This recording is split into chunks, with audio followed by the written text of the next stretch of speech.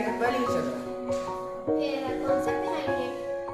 When a charged object is put near that with inclusive charge in the disk, The charge is transferred to the aluminum leaf through a metal rod. light charge on the leaf cores then repel each other in they diverge. Detecting the charging object, positive or negative charge, measuring magnitude electroscope demonstrate the induction and conduction. Now learning outcomes.